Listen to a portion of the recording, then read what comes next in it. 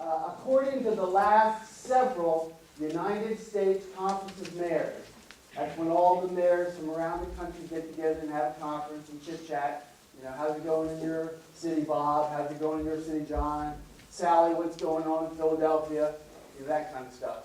And they have come to the same conclusion over and over again, that the federal minimum wage of $7.25 is not enough for someone to get into and keep basic rental housing anywhere in this country.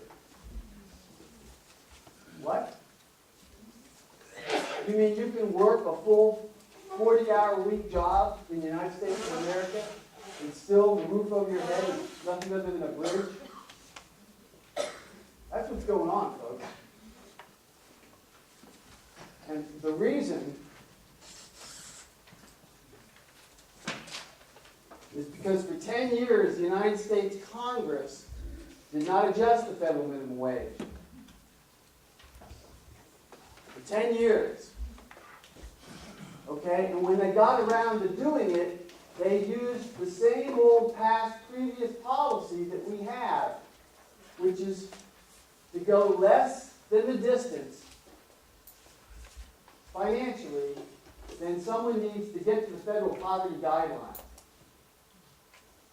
How long does it take you to get to this line? How long will it take me to get to this line with this board if I go half the distance every step? Thank you. Forever. I never get there. So what does that ensure? That ensures a lot of bad attitudes on the part of workers. Right? That's not good. It's not good on any level.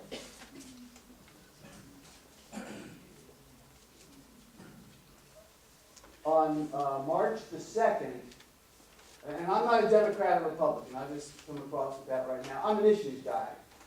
I just want things to be better. But President Obama on March the 2nd in Savannah, Georgia said, and he was quoted in the New York Times, he said, everybody that's able to work should have a job. And everybody that has a job should be paid a living wage. Wow. That's the first time a sitting president has ever said that.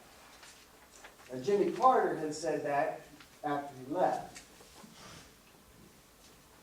What is a living wage? Our simple definition is that it's enough so you can afford the basics. Food, clothing, shelter, including utilities. Have enough to get to the job, transportation, the bus ticket, and enough to get into the emergency room when you break your arm. It's not health care. It's not what we're talking about. Just enough to go past the front door. What is that at Brackenridge right now? Anybody know? Like $65 or something like that. So then you get your arm mended and you work out a deal to pay them back $10 a month or whatever you got you can do. But that's the situation.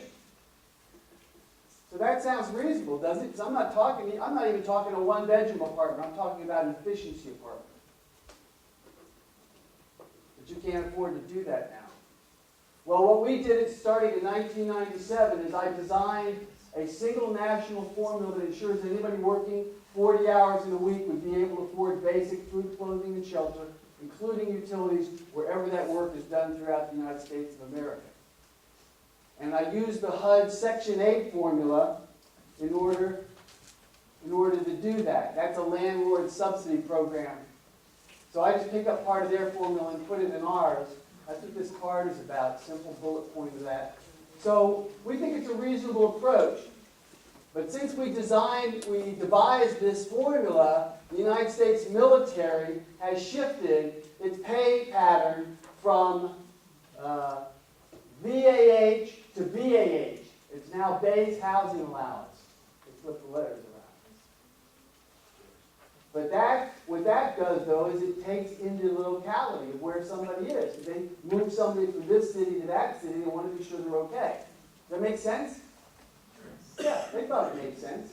And since that time, the federal government said, well, our employees, if we transfer people, they go to a different place, we want to be sure that they're compensated, that the dollar affords them living accommodations where they're sent. So they call it locality pay. So now everybody's got this, except for us. For us, we the people, we have one size fits all. And right now the size is $7.25 an hour. Now what's that going to do for somebody in New York City?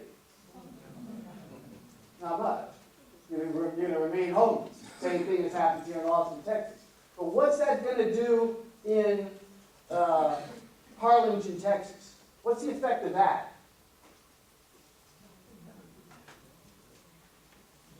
There's an idea out there to raise the federal minimum wage. This was John Edwards' idea, and I think others, that you just pick $10, pick something out of the air, raise it to $10 an hour, and then index it to cost of living. The problem with that is that you hurt small business in rural America. Why would you do that? They don't need it. So why would you have this uniform amount? And the only people that it would help would be this middle band. But you have all these people in the big cities that wouldn't be getting by. And you'd be hurting all these small businesses, mom and pop businesses. That's what makes up America. And what makes up America also is rural America. Anyway, so that's the deal about the living wage thing. Now, I want to share with you, and Margie was kind enough to copy some of this booklet. Did you guys get this? Does it have this cover on it, Margie? Okay, so there was a whole big hoopla. Everybody knows what a hoopla is, right? Yeah, but a hoopla can lead to bug tussles. You have to be careful about hooplas. But what happened here was people were standing on the streets of Austin with their hands out. And so the city council then wanted to know, why are people standing on the streets of Austin with their hands out? Gee, I'm not sure. I thought I knew. So what they did was they asked the School of Social Work, University of Texas students to do a survey. And so they surveyed 103 people, and they asked them what they were doing on the street corners. And the answer came back by the vast majority that they were panhandling for survival. They were just trying to get by. There's not enough resources. I can't work a full-time job and still be okay, so I'm out here trying to help myself. Put a different spin on things. 51% of those surveyed said they wanted job training. 52% said they were looking for work. And then in another survey, I'm going to give you 4 surveys, but I'm going to do it fast, so blink your eyes. It'll be painless. Unsheltered homeless count survey. Over 200 respondents were interviewed. 100 said that they were panhandling because they were unable to either afford their rent or mortgage. 118 said that their homelessness was due to unemployment. In a third survey, conducted by the city of Houston, 345 people this time. Remember, we started at 103 here in Austin.